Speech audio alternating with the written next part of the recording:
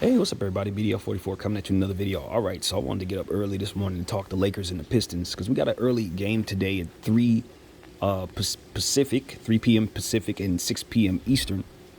Tweener game, basically second end of the football game, second football game, basically. So, yeah, it's one of those. And we're very happy that our team has won 2 games on this road trip, but unfortunately, we've dropped 3 straight, and we're having issues. Kind of reincorporating everybody back into onto the team with Wenyan Gabriel missing and AD having missed games. It's just really tough to win basketball games without our full spectrum of size. And we've had some issues, man. We went out there and had some valiant efforts against Cleveland and Toronto, and obviously here in this previous game as well, where we had a opportunity to win the game down the stretch, but just could not take advantage of Philadelphia making some very, very inexplicable mistakes down the stretch of regulation. Last 24 seconds, they gave up basically a 9-point lead, turning the ball over a bunch of times, allowing us to connect on every possession, and ultimately gave us a chance to win it, as I said, but we just could not hit the closing game free throws. Austin Reeves hit the one that would have clinched it, and Anthony Davis hit one that would have clinched it as well. So we went into overtime. And the only thing that happened was Patrick Beverly was able to accomplish scoring 2 points, and that was it. Everybody else did not score. Lonnie Walker didn't even get in the game.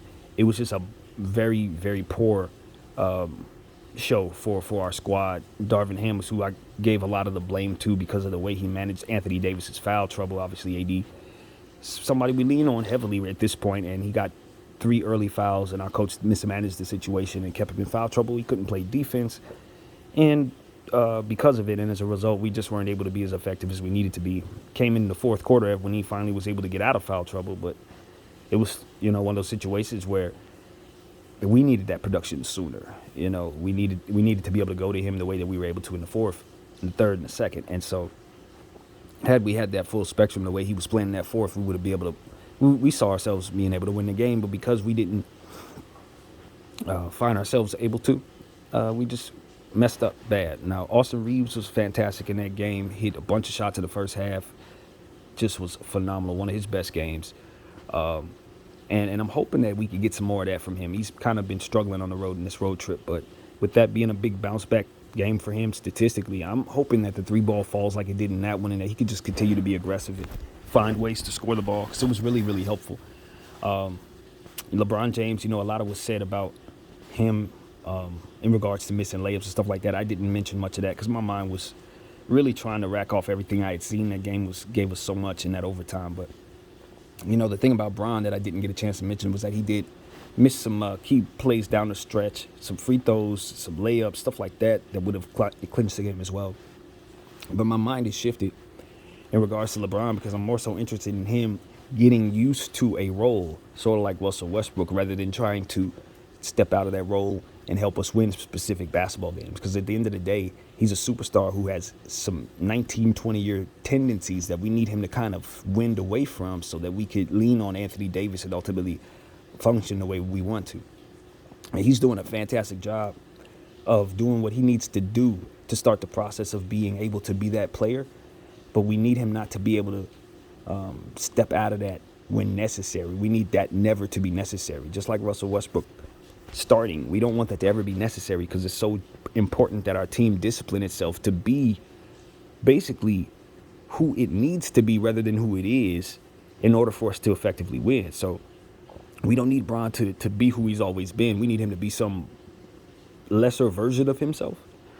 And in order for him to do that, he needs to practice that even when it makes sense not to. So that's what I saw there. That's what I've been seeing the whole road trip, is him taking 2 steps back purposefully so that guys can get used to doing more, so that AD can get used to doing more, and so that he can get used to doing less, because that's ultimately what we need from him. Now, his natural inclination is to shoot every shot, go for Kareem and go for it. But he knows that's going to lead to him losing. He knows it's going to lead to us playing worse. He knows it's going to lead to some very tough days down the road. So what we need from LeBron James is to just continue to,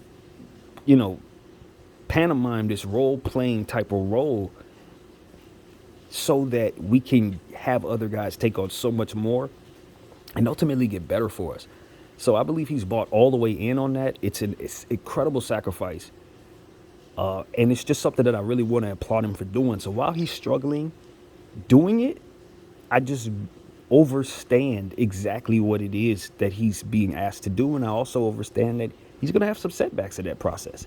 These are tendencies. So when someone's weaning off tendencies, there's going to be some falling off the wagon. But the point is, our stars are trying to be someone that they're not naturally. Russell Westbrook's trying to come off the bench and be a role guy. LeBron James trying to take a couple steps back and be a role guy. And Anthony Davis needs to step forward and be a number one guy. And none of these guys are naturally that. Russell Westbrook's a number one. LeBron James is number one. And Anthony Davis is a number one who doesn't think like a number one. And so it's like everybody's trying to be who they need to be to make this thing work. And I'm very proud of my team for not worrying about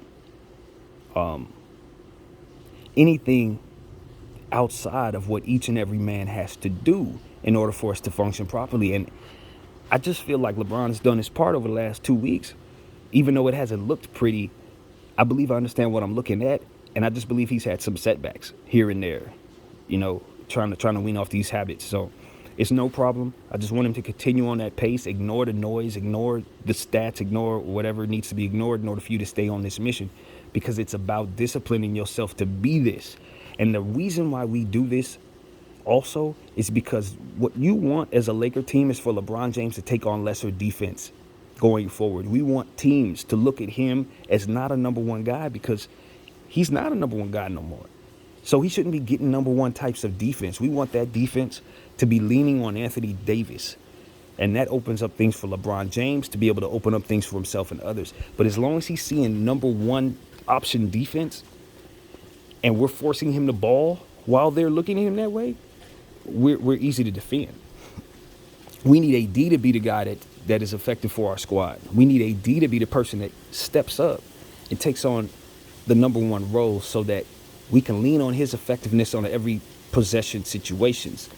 And then from there, LeBron James can start taking advantage of this lesser type of defense that he's never had to face his entire career.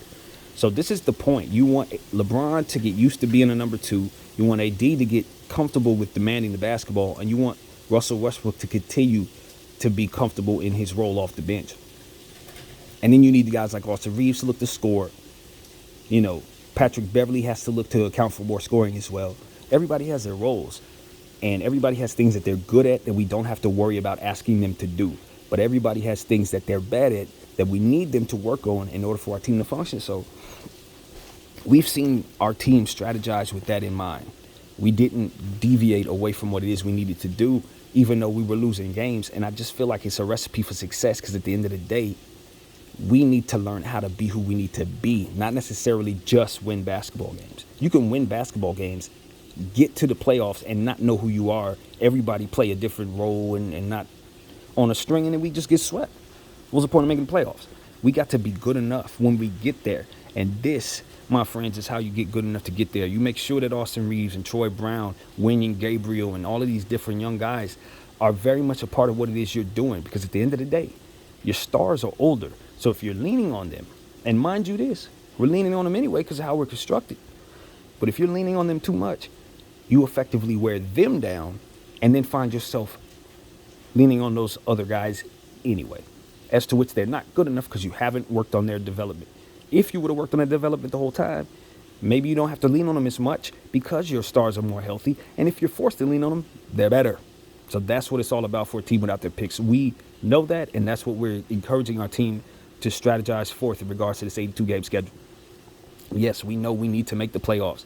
We know that losing games hurts that. But we also understand that there are a lot of ways to lose games. And you can lose games on the back end of your schedule, just like you can lose games right now by not getting better for later. So that's what we're doing. We're getting better now for later. And the wins will be made up because of it, assuming health stays in place, which is everything for our roster. So this is what we're doing. That's the summary of where we're at. Now, who are we facing? We are facing the Detroit Pistons tonight in Little Caesars Arena. The Pistons are a team who has about 7 wins. They're tanking. But they have a lot of young talent. And so if they happen to win games, they're probably very happy about it. It's not like they need to tank to have a future. It's just that one of their main stars right now is out with an injury. And of course, being that they're a tank team, they're Shea Gildress Alexandering it and kind of making it as if that injury is a lot worse than it is. Same thing you see going on with LaMelo Ball. He's twisted his ankles twice. They're acting like he tore his Achilles. So it's just a way for these teams to rack up a bunch of losses and allow that superstar youngster of theirs to just take it slow, come back healthy, and not rush back for any reason.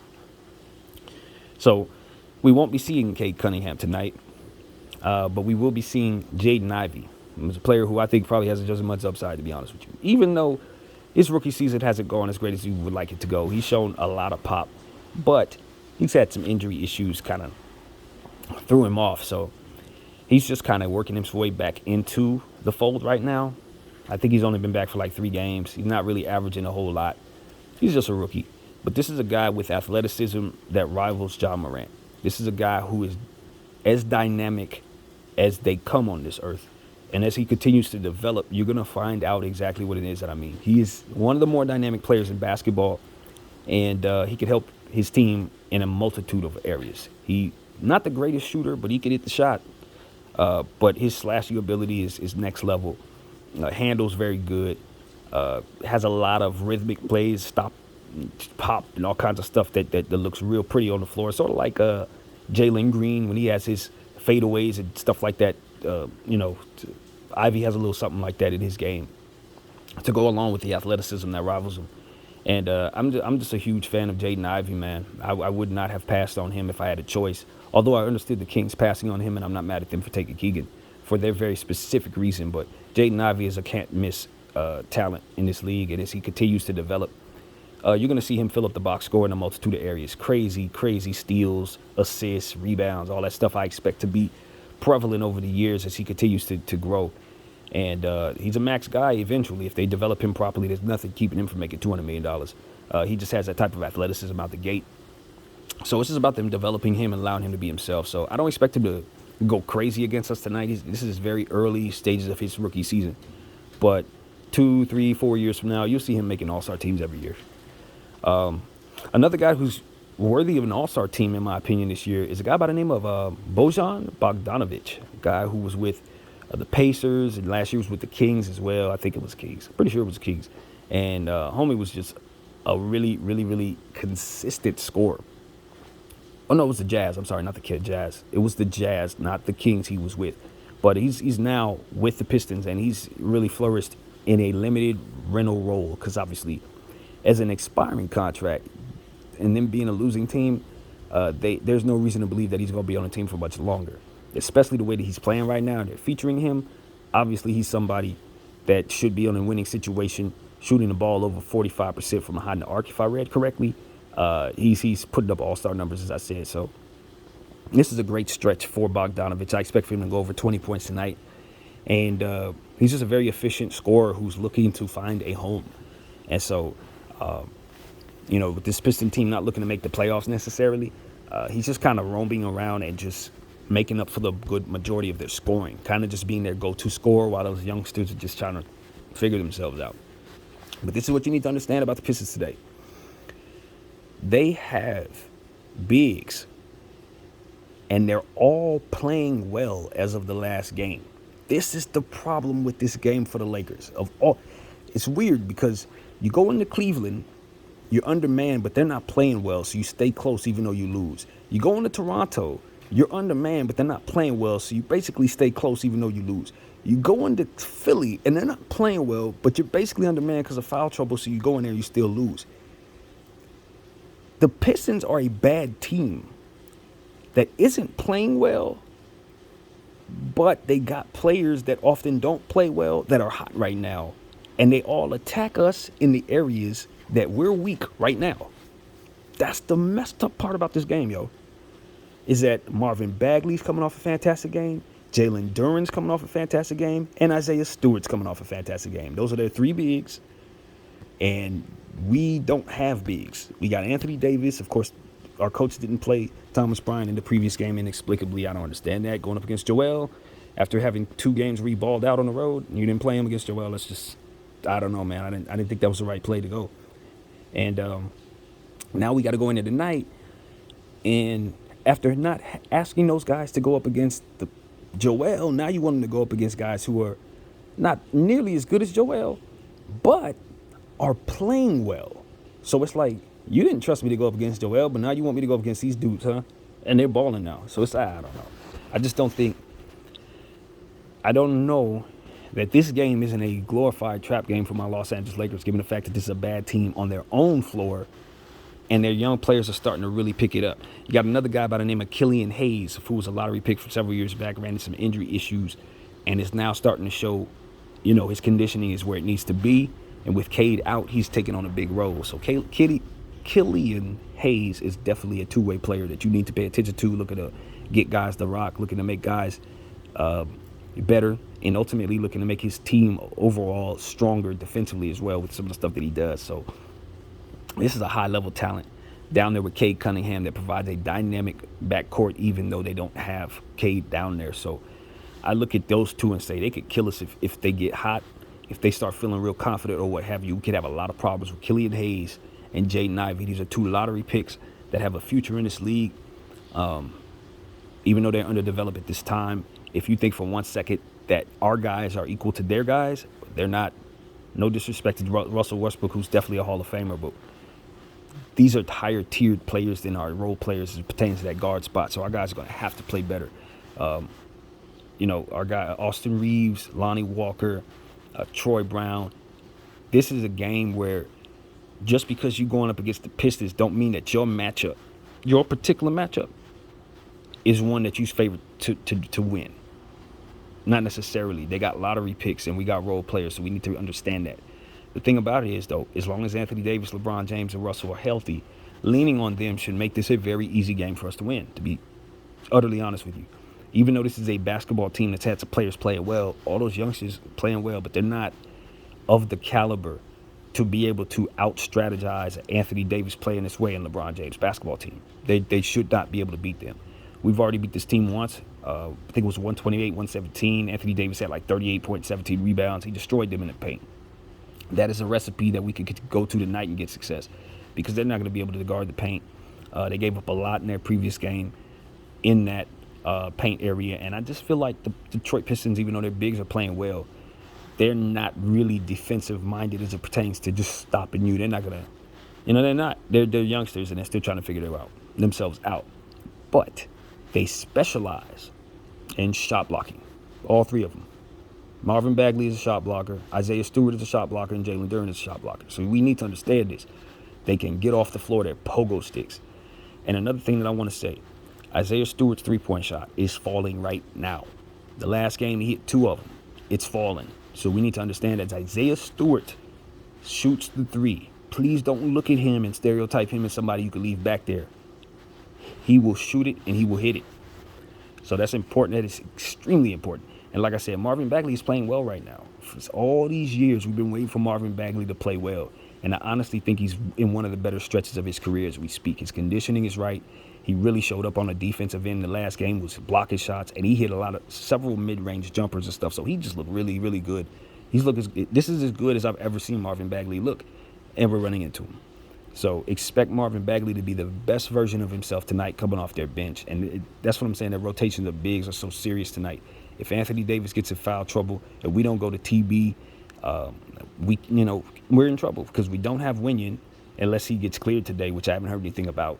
And we don't have Juan, who's going to be out for 2 weeks with a rolled ankle. So it's going to be on our coach to go to TB and Damian Jones. And in this road trip, I've gained confidence in those guys, not lost it. And Damian Jones has played great in the 2 games that we've played him. And TB's been fantastic in the games we played him as well. So my confidence is higher on our bigs. It doesn't necessarily mean that I would like to turn to them. I'm not going to, say that would be my choice. I think it would be better if we had some more talented guys. But if guys are playing well and you don't have a choice, we saw how it looked in the last game against Philly when we went small. It's not a recipe for success for us. So I want Darvin Ham to get away from it. Now, these two teams start off very, very poorly. They both start games off cold. So that's something that we know for a fact, having read an excerpt on the Pistons. They're just as bad at that as we are.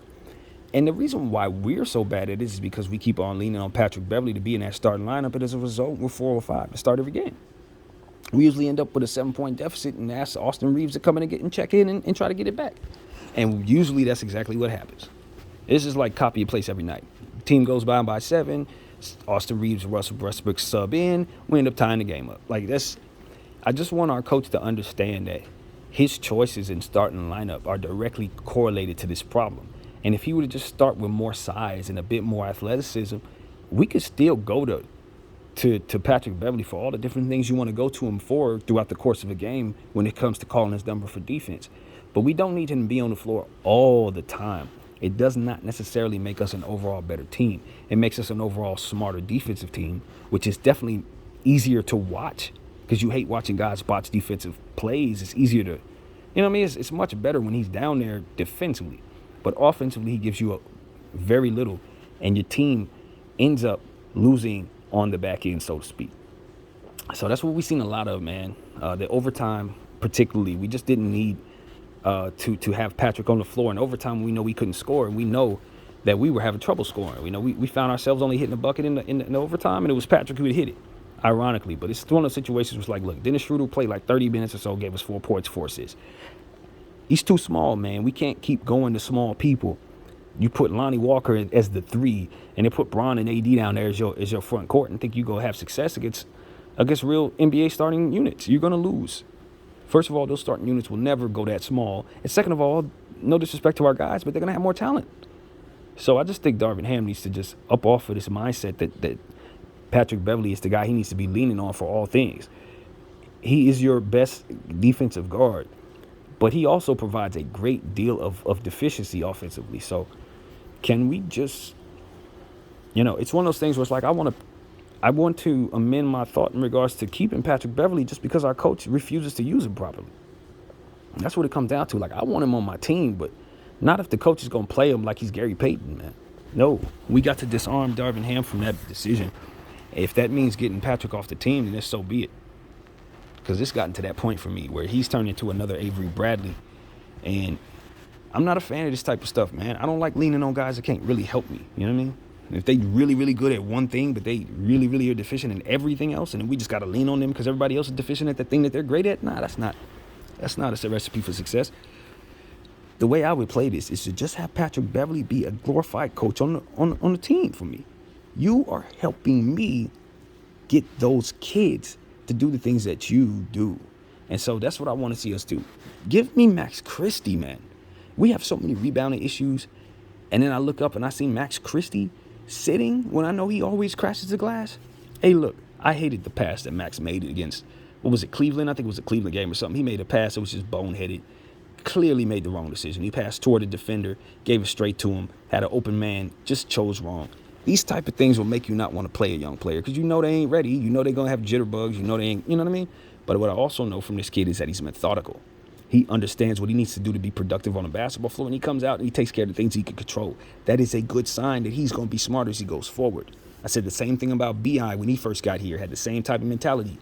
I want us to empower our young players, especially the ones that have upside, to do the things that we ultimately lean on the vets to do. Because at the end of the day, just like I said at the beginning of the video, that's literally all this is about. Our vets are taking sacrifices because we need those guys to get better. So if we're not leaning on those guys to do the things that they're ultimately good at, we're still leaning on those vets to do things that they ultimately can't do. What's the point of all of this? I just want Darvin Ham to kind of step out of his rookie nature and just give me some understanding here as it pertains to what it is that we need. And I'm seeing a lot of it in some areas, but I'm seeing very little in the area that's necessary. And that's what we're talking about. So in the last game, I thought Darvin, really had some things that he could study off from that film that would help him understand how he hurt the team and how he could help win those games going forward. And it starts with foul control, size, matchup, and ultimately just more of what we've been saying here. So, yeah, that's what I want to see, man. Let's wean off from Patrick Beverley and let's lean into the younger guys. Troy Brown, Austin Reeves, Lonnie Walker, Wenyen Gabriel. This is the focal point of the squad as far as I can tell. The young players, Max Christie, I need those guys in more so rotation. Thomas Bryant, you know, and then I want Patrick Beverly to be on the sideline, clapping, talking, putting his hands around people's shoulders, making sure guys clapping in people's faces, making sure they understand they need to stay awake and stay active and stay on a string defensively and where they need to be. When he sees something that he don't like down there defensively, I want him in people's faces like he always do. Be yourself. And I know you're a different kind of guy. You know what I mean? I'm watching the body language. I know they pointed out something on ESPN where he was looking a little funny down there trying to go after the rebound when Anthony Davis got fouled. Listen, I don't care, man. I want Patrick Beverly to give me the authentic, organic Patrick Beverly. If he goes down there and he looks a little disabled for a second, I'm fine with that. You know why? Because I know he's locked in. He's locked in. While he was sitting there doing that little disabled dance that y'all saw, what he was paying attention to was every single thing necessary to be focused on the floor. So if you look like you're disabled while you're doing that, damn it, that's the way you need to be mocking. You need to be like him then. So I don't want people making fun of Patrick Beverly because of how he looked down there or whatever. Because what I'm telling you is I saw a player who was locked in. He knew exactly what was going on the floor. So that's what I want to rub off on the other players. I don't need him to physically be that because he's not able to guard these guys or give us what we need. But as a guy who can help with the overall focus of the team and the overall fiery nature of the team and the overall respect factor that comes to the Los Angeles Lakers, he's essential to our unit. We just don't need to be leaning on him for what it is that we do. And that is all I'm saying. So we got to figure out how to best to get Yarvin Ham on board with this. Because he's the last one to seem to get this part. Everybody else do, except for him. So that's what I want to say, man. Free throws are so important. We obviously are a very, very good free throw shooting team. We just had a very bad free throw shooting night. And guys, you know, we could talk crazy and cuss them out, but I think the experience of going through that, they don't even need to hear nothing else. The silence should be deafening for them. They should know that they embarrassed themselves to no end, and that's a game they'll never get back. You should have won that game in Philadelphia. Anthony Davis should have iced it. LeBron James should have hit his layups. Coach should have took AD out sooner. AD shouldn't have picked up those fouls. Austin Reeves should have hit his free throw. Russell Westbrook shouldn't have shot all them threes in overtime. Everybody did things they should have did differently. Guys should have played differently. Coach should have subbed in Lonnie in the game in the fourth quarter. Like, it was so much that went differently. We needed more from Troy Brown with the minutes he gave us. Ofer Gopher with 8 minutes. Everybody contributed to that in one way or another. We needed Austin Reeves to continue the same way he was playing the first 3 quarters in the overtime. We needed all of that, and we didn't get it. Smart basketball play in overtime was what was the problem. We didn't do anything right down there. Rebounding the basketball, horrible in overtime. Shooting the basketball, unacceptable. Wrong rotations on the floor, everything was bad. And because of it, we did not score. All of the tendencies that we hate about our squad, that we didn't like about ourselves, we displayed in that overtime against the Philadelphia 76ers. And you know what I saw? Exactly what happens when we do those things. This is why we want LeBron James to continue on his pace. We want Russell Westbrook to come off the bench. We want guys to continue to lean in on Anthony Davis in the second half, because this is what happens when you don't. You get what you saw in that 5-minute overtime period with a bunch of three-point shots being hoisted, a bunch of rebounds being secured by the other team, and us not being able to stop them at all. It was everything wrong with the Lakers in a 5-minute overtime. So as far as I could tell, that was a good thing. We reiterated to ourselves what doesn't work. When we jack up three-point shots and don't rebound the basketball, don't put size on the floor, and don't shoot free throws, well, we're going to lose games. Doesn't matter what the other team's doing. They could be giving us the ball. Coaches could be calling timeouts inexplicably, referees, whatever. It doesn't matter. Because at the end of the day, if you don't control what you could control, you're going to lose. And so that's what it is that we preach on this team. Preach that on this channel, whether we want this team to understand that. We want them to believe in each other, we want them to believe in themselves as a unit, and we want them to make the sacrifices necessary to be the best version of themselves. And the best way to do that is to keep that pecking order true. AD number 1, LeBron number 2. And from there, everything else falls into place. But we got to keep on looking to rebound the ball, stay in transition, be mindful of our transition defense being a weakness of ours, and try to keep fast-footed players on the floor when possible. As I look at this Detroit Pistons team, I know that they have a guy by the name of Corey Joseph, who's also been playing with a lot of minutes lately. He's in really good shape. Even though he's a role player, doesn't really do a whole lot. In general, he looks good right now. And that's the thing. Like the Pistons, they're losing games. They're on a 2-game, 3-game losing streak or something like that. But their players are playing better, and they do have a lot of guys that can hurt you, and they are at home. So this is a game where I expect the Lakers to win, but I also expect that the Lakers can do some things that'll hurt themselves if they don't focus on this game. If they try to come in here as if they're playing the Pistons, you know what I mean, as if they're playing a bad team, and not going up against a team that can beat them, that has 3 centers balling out of control all at the same time. If you don't look at this team like that, and you don't trust that Bogdanovich can hit every 3 he takes, because he can, and Jaden Ivey can very easily go for 25, 10, and 10 on you tonight just because he's that kind of talent. If you don't zero in on this team in a way that has urgency for this being an early day matchup on a Sunday, you're going to find yourself on the wrong end of this one too. And I'm telling you, you lose this game, and we're looking at this road trip entirely different. Because at the end of the day, this is one of the games that we had circles from the beginning. This is one we were going to win. The games we lost, we knew we were going to lose. We didn't win any of the games we thought we were going to lose, except for the Milwaukee game. It's the only game that we won that we thought we would probably lose. The rest of the ones that we lost, we knew we would lose those games. But this one, no. This team is a worse record than us. This team has their best player missing. This team probably would like to get Wembanyama. All of the players on this team are under 28, basically. So we need to take it to this team, understand that they're not going to be able to overcome us if we do things the right way, and just do things the right way. Get the ball to Anthony Davis early and often. Keep him out of foul trouble. And continue for everybody to just get to work on their roles and their tendencies individually, so collectively we could be a more smart basketball unit. So that's where my head is, man. Keeping an eye on them damn bigs. Marvin Bagley, blocking shots, getting steals. He's looking great, so he must be accounted for. Stewart in the 3-point shot already been said. Jalen Duren coming off a double. Jalen Duren is a guy who doesn't do a whole lot every night, but with every passing game, he gets closer and closer to being a monster. This is one of those situations where you got a very, very long hourglass. You know, the hourglass it's got filled with sand at the top of it. But when that hourglass gets to the bottom, that dude's going to be an all-star, blocking shots, rebounding, dunking, and doing a lot of stuff that basically you remember DeAndre Jordan doing. He's like that. And so it's just a matter of time before he turns it to himself. And if he gives us a glimpse of that and does like 2020 tonight, it won't be me shocked about it.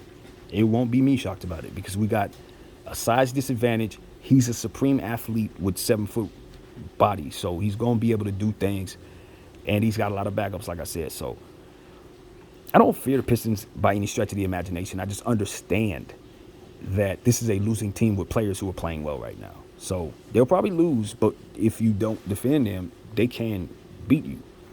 Health is everything for our squad. We know this. Wulani's been dealing with the foot. Bron's dealing with the foot. Guys are dealing with all kinds of injuries. AD may be dealing with the back still. It's all kinds of stuff that we're dealing with. So, you know, if there's a late game scratch for this game, if AD doesn't play or Bron doesn't play, I don't want anybody to be surprised by that. I do expect guys to play, but this is a losing team. The tail end of the road trip. We got a big game with the Celtics coming up next. I can totally see them wanting to rest people in this game too. But I don't think it's smart. I think we need to approach this game as a win. And if you want to rest people, it means you need to blow up this team out in the first half and rest in the second. That's how I look at rest. We can't afford to be dropping no more games. We're already 5 games behind 500 after closing in 2 games under 500 in this road trip. So we're heading in the wrong direction, and it's time to stop the bleeding on our losses. So let's get a victory here, man. Detroit Pistons, they just honestly would love to get Victor Wembanyama or Scoot Henderson. So if we can get a victory, I don't think they're going to be upset about it. So that's what it is, man. I don't know if there's anything else I want to say. There's other players on this team. Obviously, you need to take it to account. And their roster is gone missing in my head. But Sadiq Bey is the player that I know I should have been mentioning that hasn't been mentioned. Sadiq Bey is a guy who's coming back from injury. He's been back for like 6 games or so, and he's starting to get into his rhythm. Which makes him a different basketball team. Sadiq Bey, I don't know if there's a floor, or not a floor. I don't know if there's a ceiling on what his ultimate ability is from behind the arc. If he racks off 7 or 8 threes tonight, just like D'Anthony Melton did in the last game, it wouldn't shock me. It would not shock me because he is that talented. He's a guy who's on contract, kind of I'm not going to say a tweener in their timeline, but kind of a tweener in their timeline because of his age and just where he's at. I think he's a little more win now than they are. But when you couple him and Bogdanovich and what they can do from behind the arc and scoring the ball, you understand that you're going up against a team that can punch you. They can punch you in the mouth. If those two players are hot at the same time, they could definitely punch you in the mouth. So, again, the three-point shot is very important. With him hitting them, Isaiah Stewart hitting them, these are guys, Bogdanovich, they can hit them. Ivy probably string together a few tonight, that kind of thing. Killian didn't hit any threes in the last game, but he attempted a bunch of them. So it's like this team does attempt threes, you guys. Corey, Joe, they're going to shoot them. And so we had trouble guarding the perimeter in this previous game against Philly. Obviously, as we said, D'Anthony Melton had 8 threes, 7 steals, the game of his life against us, and we just left him open on every rotation. Different dynamic. Of course, ain't no Joel down there, ain't no James Harden down there. But at the same time, if we don't guard the perimeter properly and give those guys open shots, they're going to knock them down, man. So it's going to be a very unhappy fan base if the Lakers lose this game, man. I ain't going to lie to you. We have had a bad taste in our mouth about the last couple games. We gave you a pass for Cleveland, gave you a pass for Toronto. That Philly game, that was a comedy of errors that left us heartbroken. It wasn't enough to just lose that game. We lose games. But to lose it in the way that we lost it, it would be wise for the Lakers to win this basketball game if they don't want an unhappy fan base. Straight up, you got to win this one. Detroit is trash. They don't want to win. They're a team we hate. They already took 2 championships from us. Make sure that they're on the losing side of this game, please. That's real, man. This is a team that we mentioned this last time we played the Pistons. I don't like the Pistons, yo. I mean, they're not like the Clippers or the Celtics or like some of these other teams that we face in the Western Conference over the years. But they are a team that we really do need to have a healthy dislike for because they definitely hate us. We need to know that. Like, they hate us bad, probably more so than most. So we need to understand that this is a rivalry game, even though I'm sure there'll be a lot of Laker fans in the house. There's going to be a lot of Laker fans at the house for sure. But we are behind enemy lines. This is one of our rivals. They've taken stuff from us. So while they're down and while we're up, I think it would be very nice for the Lakers to go ahead and beat them, especially going into a game against the Celtics. This is just it's a Laker pride weekend, basically, and we need our team to step up and make our rivals understand that no matter what year it is, we are coming to kick their backsides in and send them home losers at all times. So that's what it is, man. The Pistons are forever going to be disrespected. Here, we don't like you. Let's make that very clear. So that's what I got to say, man. That's what I got. I hope for a good game tonight. Isaiah Stewart, hopefully he can keep his head on straight. Last time we saw him down there with LeBron James, it got real ugly. He saw blood and he wanted to beat up Bron, and it was a lot of madness going on that floor. So hopefully he's in a good space and energy tonight, not looking to bring any of that to our team or to himself, because ultimately you just want to make good business decisions. And I'm telling you, if you're Isaiah Stewart, waging war against the king is not a good career move. So I would hope he would come out with his head on straight, ready to play ball, because he's playing well and he's a kid with a lot of upside. He don't need to be known as the hothead who can't keep his head on straight. So that's pretty much where I would end the video, man. I like where we're at as it pertains to how we've pulled ourselves out of this hole over the last 4 weeks. But ultimately, we're still a trade away from being a good team, and we need to make that trade in order to be who we need to be. So hopefully Rob is on the phones. Obviously, the 15th is right around the corner. And what we're going to see tonight will determine how serious we need to be in regards to making a short-term deal. I think if this game goes left, you could see us even more active come the 15th than we probably are intending to be. Side note, I also heard the Lakers may be interested in signing Miles Bridges to a $5 million contract. Obviously, from person to person, you determine whether or not you actually want the player on the team based on what he's been accused of and all that. But from a talent standpoint, I don't think we could do better than that. With that price, that's probably one of the best deals in the world. So take it for what it's worth, you guys. That's pretty much the thought. My name is BDF44. I thank you all for watching. I'm out.